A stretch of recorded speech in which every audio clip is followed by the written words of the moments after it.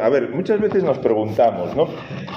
¿Por qué no hay cambio en mi vida, ¿no? ¿Por qué yo quisiera dejar atrás un hábito, yo quisiera hacer de otra manera, no quisiera enfadarme o lo que sea, ¿no? ¿Por qué no hay cambio? ¿Por qué no hay cambio? ¿Qué nos pasa, ¿no? Y bueno, pues vamos a ver es un poco con un texto que está en Marcos capítulo 9. Empieza hablando de la transfiguración de Jesús, ¿eh? Y vamos a subir a la montaña. ¿Os acordáis cuál es el lema para este año? ¿Quién subirá al monte santo? ¿Y quién estará en el... No, ¿quién subirá al monte del Señor? ¿Quién estará en su lugar santo? Salmos 24:3. Ya nos vamos a acabar aprendiendo un poco. Bueno, entonces suben al monte con Jesús. Jesús dice, estamos en San Marcos 9:2, dice: Jesús tomó a Pedro, Jacobo y Juan y los llevó aparte solos a un monte alto, ¿no? Y se transfiguró delante de ellos. Llevó a estos tres, tenían enchufe. Bueno, pues sí, Jesús muchas veces llama a estos tres de una manera especial, ¿no? De todos los discípulos toma a estos tres como que eran más cercanos a él. Y los lleva al monte alto y se transfigura. ¿Qué es que se transfigura? Bueno, pues es esto, es como que lo ven ya, podemos decir, resucitado, ¿no? Y sus vestidos se volvieron resplandecientes, muy blancos como la nieve, tanto que ningún lavador en la tierra los puede hacer tan blancos. Y les apareció Elías con Moisés, que hablaban con Jesús. Tenemos a Elías, a Moisés y a Jesús. Se aparecen Elías y Moisés. ¿Qué representa Moisés? Representa el Antiguo Testamento, la ley. Los 5 primeros libros de la Escritura son los 5 libros de Moisés. Así los llamaban, porque según la tradición eran escritos por Moisés. Y Elías, ¿qué es? Uno de los primeros profetas. Representa a los profetas. Si a un hebreo le dices la Biblia, pues ellos la llaman la ley, los profetas y los escritos. O sea, como que representan el Antiguo Testamento, está ahí representado. La ley y los profetas. Y empiezan a hablar con Jesús. Y mira lo que dice Pedro. Pedro le dice a Jesús: Maestro, bueno es para nosotros que estemos aquí y hagamos 3 enramadas. Una para ti, otra para Moisés y otra para Elías. ¿Y por qué dice esto? Pues mira lo que dice. Porque no sabía lo que hablaba, pues estaban espantados. ¿Y qué hay de malo?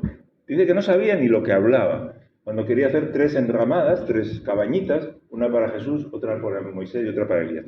¿Por qué? Bueno, pues tal vez porque pensaba que se iban a quedar ahí para siempre, porque dice, bueno, es que estemos aquí. Pero otra posibilidad también es como que está poniendo a la ley y a los profetas, a Moisés y a Elías, igual que Jesús. Hagamos 3 enramadas, una para uno, otra para otro, todos igual, ¿no? Y mira lo que sucede. Entonces vino una nube que les hizo sombra, les cubrió la nube, y desde la nube una voz que decía: Este es mi Hijo amado, a él oíd. ¿Quiere decir que no vamos a leer a Moisés o los profetas? Sí, pero como que está diciendo dónde está la clave, dónde está lo importante. Este es mi Hijo amado, Jesús, a él oíd. La palabra de Jesús, el mensaje de Jesús. Como que está haciendo aquí una diferencia. ¿Os acordáis lo que dice, por ejemplo, Juan? La ley fue dada por Moisés, la gracia y la verdad vinieron por Jesús. La ley por medio de Moisés fue dada, Juan 1:17, pero la gracia y la verdad vinieron por medio de Jesús, el Cristo. A veces queremos cambiar con la ley.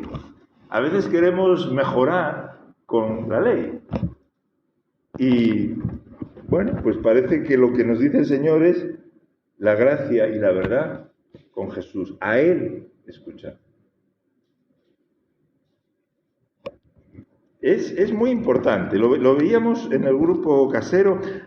Perdonadlo que estéis ahí, pero voy a leer rápidamente 2 versículos que creo que ayudan mucho. Dice, por ejemplo, Romanos 6:14, dice: el pecado no se enseñoreará de vosotros, o sea, el pecado no os va a dominar, porque no estáis bajo la ley, sino bajo la gracia.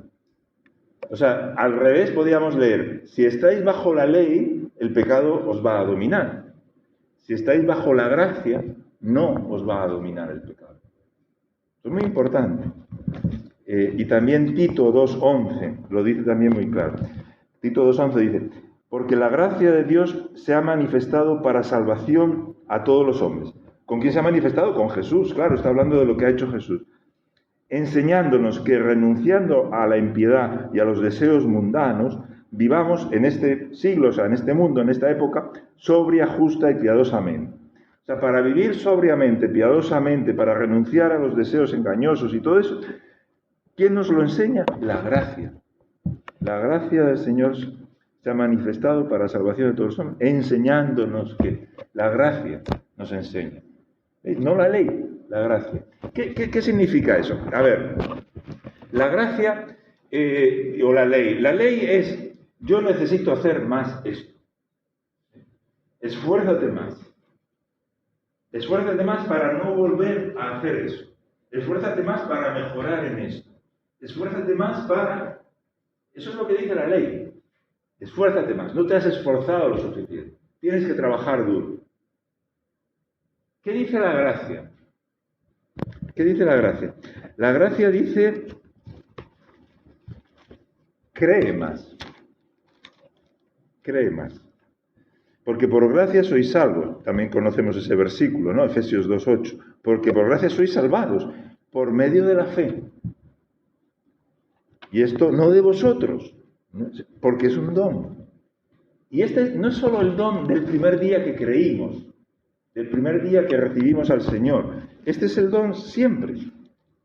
Dice también Colosenses, así como empezasteis, Colosenses 2.6, de la manera que habéis recibido al Señor Jesucristo, de esa manera andad en Él. ¿Cómo lo recibimos? ¿Por la ley o por la gracia? ¿Cómo lo recibimos? Por la gracia, ¿no? Pues de esa manera andad en Él. Quiere decir que la ley no sirve para nada. No, la ley sirve para mucho. La ley sirve para decirnos cuál es la voluntad de Dios. La ley sirve para enseñarnos que no llegamos a cumplir la voluntad de Dios. Entonces, la ley sirve, pero necesitamos. Si queremos cambiar, necesitamos la gracia. El pecado no se enseñoreará de vosotros porque ya no estáis bajo la ley, sino bajo la gracia. La ley trabaja lo externo. Tienes que hacer esto, trabaja lo externo. La gracia trabaja lo interno. Y el Señor nos quiere cambiar de dentro a fuera. La gracia trabaja el corazón nuestro. La ley no nos saca de nuestro egoísmo, porque la ley es, oye Antonio, si quieres esto, esfuérzate. ¿Pero por qué lo hago? Porque lo quiero. Por mí. La gracia es cuando la ley me muestra que no puedo. Y la gracia me dice, confía en Jesús, confía en Jesús, confía en Jesús. Me saca de mí porque me pone en una relación. Recuerda el regalo de Dios, recuerda los dones de Dios, recuerda su misericordia, su piedad contigo. Entonces entro en una relación. La ley es querer llegar a Dios sin Dios, por nuestra esfuerzo. La ley es porque no nos fiamos de Dios. Entonces vamos a hacerlo con nuestras fuerzas, con nuestros trucos, con nuestras maneras. La ley, como es externa, nos lleva a disimular. ¿Qué le dice Jesús a los fariseos? Pues sois sepulcros blanqueados. ¿Por qué? Porque ellos observaban la ley, pero el interior no cambiaba. ¿Veis? Bueno, pues podríamos leer un poco de eso, pero bueno, no quiero, porque lo conocéis, ¿verdad? En Mateo, ¿no? Mateo les dice...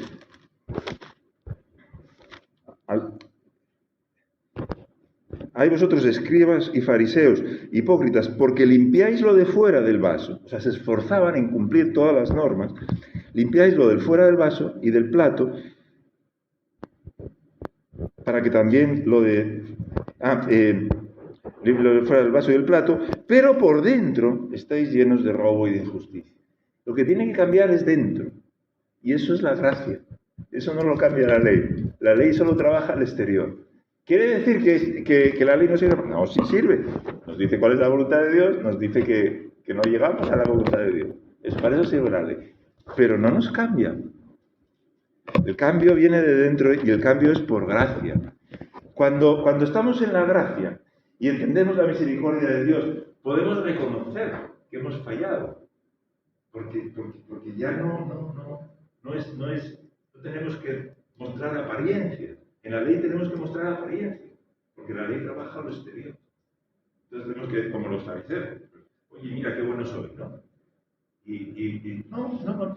La iglesia es un hospital. La iglesia está para enfermos. La iglesia no está para los sanos. Eso lo decía Jesús muy claro. Los supuestos sanos al final fracasan en el camino de Dios. La iglesia está para los que estamos enfermos. Es un hospital. El médico es Jesucristo y cura desde dentro. No cura de fuera para adentro. Entonces, por eso les dice esto, ¿no? Dice, cuando este es mi hijo, a él oí. La ley estaba muy bien, Moisés decía cuál era la voluntad de Dios, ahí está, Moisés, los 10 mandamientos muy importantes. Esa es la voluntad de Dios y no llegamos a ella. Vale. Y los profetas nos dicen Jesús va a venir, pero a Jesús oí. Bueno, esto es un poco lo que pasa ahí en la montaña, ¿no? Pero quería que bajemos de la montaña, ¿no? Dice que cuando se fue la nube, solo quedaba Jesús ahí, ¿no? Entonces descendieron de la montaña, cuando van descendiendo van hablando un poco de Juan el Bautista, porque Juan el Bautista es como el final del Antiguo Testamento. Jesús dice, la ley y los profetas llegan hasta Juan, ¿no? Entonces van hablando un poquito de Juan, y cuando llegan al versículo 14, en el versículo 14 es cuando ya han bajado de la montaña, y dice, cuando llegó Jesús, pero con Santiago, con Jacobo, con Pedro y con Juan, dice, cuando llegó a donde estaban los discípulos, vio una gran multitud alrededor de ellos, y los escribas que estaban disputando con ellos. Y enseguida toda la gente, viéndole, se fueron donde Jesús y lo saludaron, y él les preguntó, ¿qué estáis disputando? ¿Qué estáis discutiendo? Y respondió uno de la multitud, dijo, Maestro, traje a ti mi hijo que tiene un espíritu mudo, el cual, donde quiera que lo toma, le sacude y echa espumarajos, y cruje los dientes y se va secando. Y dije a tus discípulos que lo echaran fuera, y no pudieron. Esto es lo que describe la situación, ¿vale? Y está bien describir la situación, ¿no? Cuando tenemos un problema, no es eso de decir, el nombre de Dios no lo tengo. No, aquí veis que Jesús pregunta y le cuenta.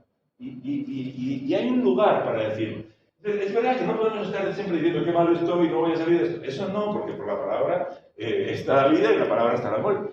Pero no es malo reconocer, este es el problema, que echas espumarajos, que cruje los dientes, todo ese es el problema, no hay problema. Jesús pregunta y le da una respuesta honesta. No decir, no tengo nada. Sí, tenía este problema. Vamos a reconocer que los problemas que tenemos, eso no está mal. Pero, una cosa es el hecho, el problema, y otra cosa es lo que Jesús... ¿Qué hace Jesús? Jesús lleva a las personas a la fe. Pero fijad, cuando le dicen a Jesús, tus discípulos no pudieron echar este demonio, no pudieron sanar a este chico, ¿qué dice Jesús? Normal, solo yo puedo sanar. No dijo eso, ¿no? ¿Qué dijo? Normal, todavía no han hablado en lengua. No dijo eso. Normal, no tienen el don. Solo algunos tienen el don. Normal, tienen algunos pecados todavía. No han hablado suficiente. ¿Qué dice Jesús cuando le dicen que sus discípulos no han podido echar ese demonio? ¡Oh generación incrédula! ¿Hasta cuándo he de estar con vosotros? ¿Hasta cuándo os he de soportar? Traedme, ¿no? O sea, para Jesús, lo normal es que si sus discípulos creen, pues ellos mismos lo hubieran hecho. O sea, está diciendo, está mal de fe. ¡Oh generación incrédula! O sea, la idea de Jesús es que sus discípulos podemos, ¿no? ¿O no? No está diciendo, no, solo vamos a ver cuando vengan los dones del Espíritu. No, está diciendo, puede, ¿no? ¡Oh generación incrédula! Bueno, entonces se lo traen, y cuando el Espíritu vio a Jesús, sacudió con violencia al muchacho, cayó en tierra, se revolcaba, echaba espumarajos. Jesús le preguntó al padre, ¿cuánto tiempo hace que sucede esto? Y él le da, es una respuesta honesta a los hechos, ¿no? Desde niño. Y muchas veces lo echa en el fuego y en el agua o sea, le describe todos los síntomas, ¿no? Para ver tal. Y dice entonces, dice el padre del chico, pero si puedes hacer algo, mira lo que dice, si puedes hacer algo, ten misericordia de nosotros y ayúdanos.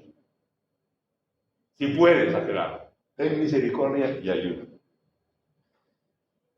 Jesús dijo, la respuesta yo lo traduciría de otra manera, porque esta Biblia dice, si puedes creer, pero se podría traducir, Jesús le dijo, ¿cómo que si puedes? ¿No? O sea, esta sería un poco larga.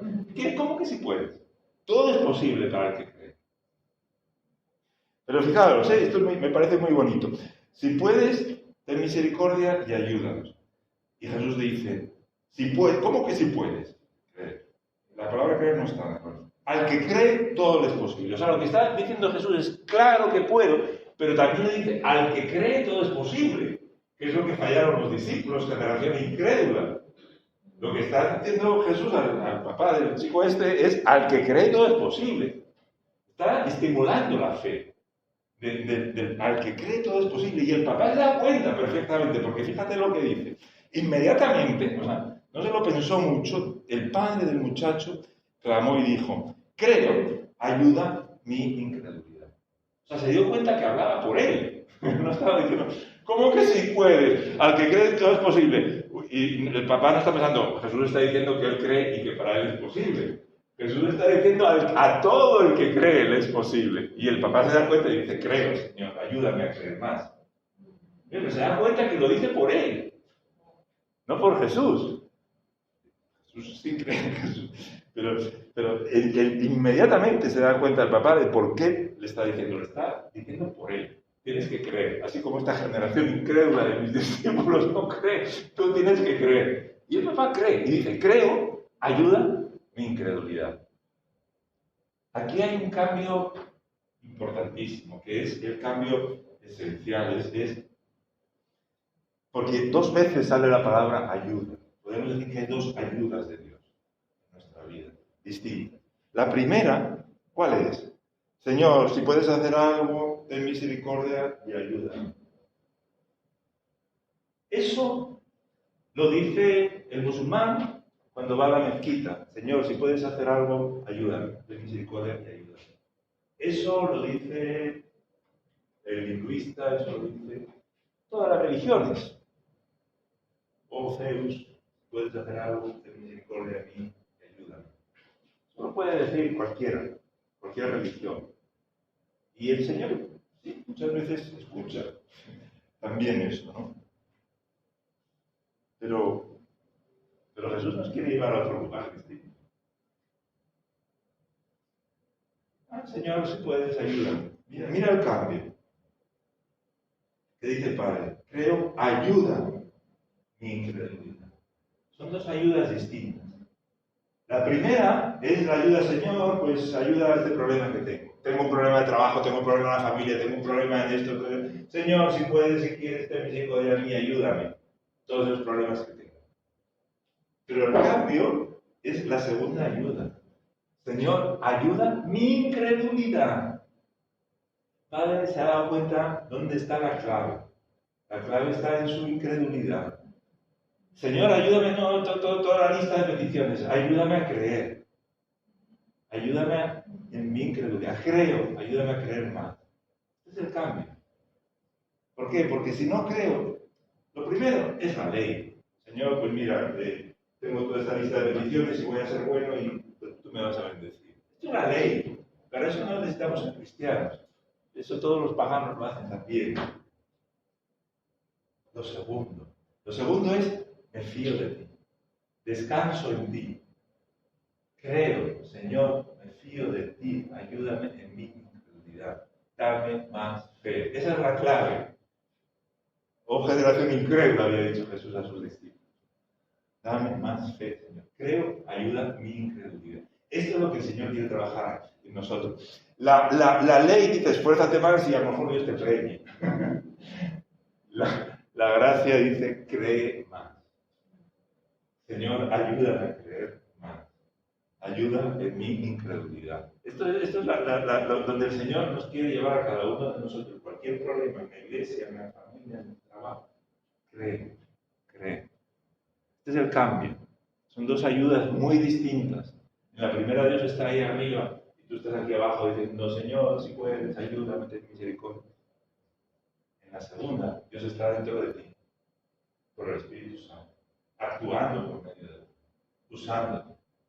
Señor, ayúdame a creer. Socorro en mi incredulidad. Dame la convicción de que desde el momento que creí tú entraste en mi vida y el Espíritu que resucitó a Jesús de entre los muertos está dentro de mí ya ahora.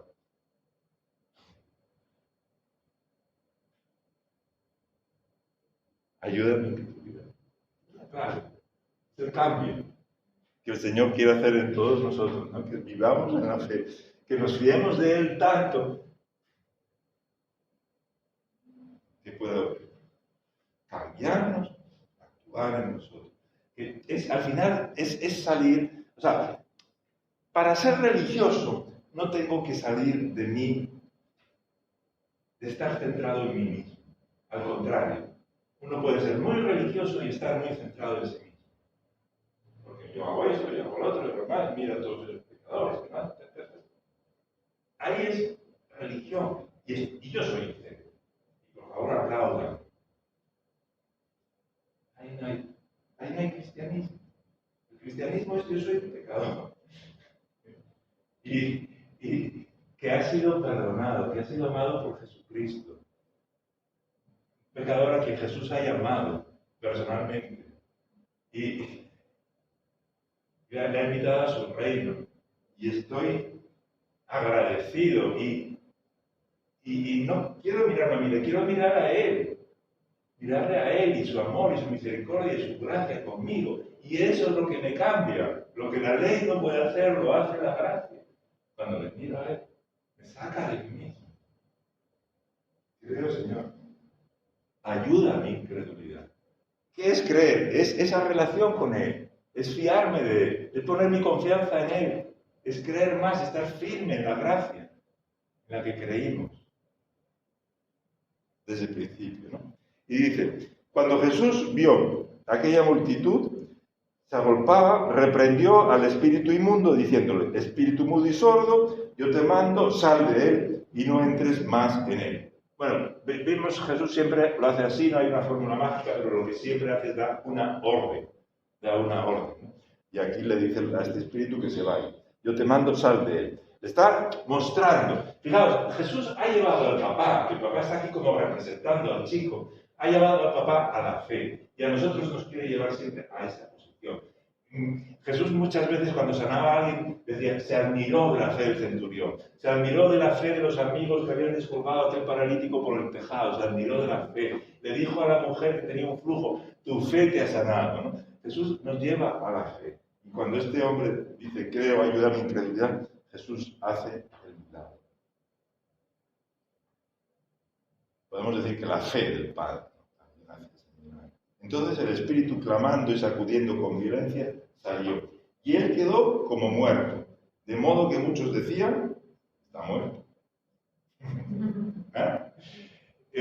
¿Por qué pasa eso? Bueno, a ver o sea, si daos cuenta de la situación. O sea, bueno, el padre aquí se queda calladito, parece. Pero la gente decía, está muerto. El padre tenía fe. Los otros decían, está muerto. Pues mira, por lo menos aquellos no pudieron sanarlo, pero este no solo no lo sana, sino que lo mata, ¿no? Podrían haber dicho algunos, ¿no? A veces las cosas se tienen que poner peor para que ejerzamos la fe. Parece que se ha puesto todo muchísimo peor, ¿no? Pero Jesús, tomándole de la mano, le enderezó y se levantó. Y esto es para lo que el Señor hace todos los milagros y para lo que el Señor hace todo, para llegar a ese toque personal, a esa relación personal, que el Señor te toque, te coja de la mano y te levante. Y el Señor lo endereza y él se endereza. Qué bonito, ¿no? Le da las fuerzas, le toma de la mano. Para eso son los milagros del Señor. No, el milagro no acaba cuando se va el diablo o cuando se va la enfermedad. El milagro acaba cuando la persona es tocada por Jesús, es levantada por Jesús, es enderezada por Jesús, cuando Jesús nos toca personalmente a cada uno. Cuando entró en la casa, sus discípulos le preguntaron aparte, ¿por qué nosotros no pudimos? Estos son los incrédulos del principio, ¿no? La generación incrédula. ¿Y por qué nosotros no pudimos? Y Jesús le responde, este género con nada puede salir sino con oración y ayuno. Esta Biblia dice oración y ayuno. Algunos, si tenéis otras versiones, a lo mejor solo dice oración, porque los versículos más antiguos solo tenían oración. ¿El ayuno está mal? No, el ayuno es un refuerzo para la oración, ¿vale? Entonces está muy bien ayunar y hay otros muchos versículos que refuerzan el ayuno también. El ayuno nos ayuda a orar mejor. ¿Qué es lo que necesitaban estos discípulos? Bueno, pues podemos decir que la historia vuelve a empezar. Estos son los que no habían subido la montaña. Lo que necesitaban estos discípulos es subir a la montaña con Jesús. Porque ¿cómo crece nuestra fe? Por el oír. La fe es por el oír. Necesitamos subir a la montaña y lo que dice el Padre, a Él oír. Oír a Jesús, oír las palabras de Jesús. Necesitamos hacer eso, subir y leer las palabras de Jesús. Toda la Biblia está muy bien, pero leer las palabras, a Él oír. Tener esa intimidad con Jesús, saber que Él es nuestro Salvador, nuestro Redentor, que nos ha perdonado, que nos levanta, que nos toca. Tener ese tiempo en la montaña, a solas con Jesús. Y no es, ahora tienes que esforzar, no. Descansa. Descansa con Jesús. No trabajes tanto. Si hubiera 28 horas, trabajaría 4 horas más en el día. No. El día tiene 24 horas. 8 para dormir, 8 para trabajar. 9, trabajar. Vale. Dormir 7. Vale. Otras 8 horas hay ahí. Tenemos que tener tiempo con Jesús. No en esas 8 horas. Amén. Sí. No. Busquemos ese tiempo especial, ¿no? De subir a la montaña con Jesús, descansar con Él, porque por el oír, la fe no va a crecer en nosotros, la fe de ninguna otra manera, si no es pasando tiempo con Jesús. Y el Señor, y escuchando su palabra. De esa manera va a crecer nuestra fe. Y el Señor, creo que nos lo dice muy claro, nos invita a pasar de la primera forma de ayuda, oh Señor, ayúdame, porque tengo este problema, a Señor, ayúdame en incredulidad, porque tú vas a actuar por medio de mí, vas a actuar desde dentro de mí, vas a usar. Como el Señor trabaja en nosotros. Amén. No sé si queréis comentar algo. ¿Está? A ver, ¿y qué dices? Preguntas, críticas, comentarios, ampliaciones, testimonios. Como que se está viendo ahora es como cuando queremos algo, ¿no? Que Dios, dame algo si tú quieres. O sea, es como que estamos como poniendo como una estanca, por decirlo así. Y yo pienso que es mejor decir, Señor, esto va a ser mío porque tú así lo quieres. Llévame a la fe, llévame a creer, sí. Sí, amén, sí. Porque decir, bueno, Señor, si tú quieres. Sí, como que Señor. tal vez Dios quiere, pero Sí. nosotros mismos, pues, es como que estancamos eso. Amén, sí. Y ahí muchas veces también se produce un cambio, porque yo tenía una lista de peticiones, pero cuando voy al monte con Jesús y hablo con Él y escucho su palabra, a lo mejor muchas de las peticiones no tienen tanta importancia, ¿no? Y otras de repente y entonces estoy orando con Jesús, estoy pidiendo lo que Él quiere que pida. Claro, ahí funciona la fe. Ahí, sí. Cuando nosotros le pedimos al Rey, Nosotros le decimos, gracias Señor, porque yo sé que tú vas a proveer. Por ejemplo, en mi caso personal, yo le pido a él un milagro, ¿ah? Pero ya no le digo gracias, ya no le digo Señor, concédeme ese milagro, sino que gracias Señor, porque ese milagro. Sí. ¿Verdad? Entonces, ¿qué estamos haciendo ahí? Estamos obrando en el pedir, como decía usted, le pedimos confiando en que Él va a proveer.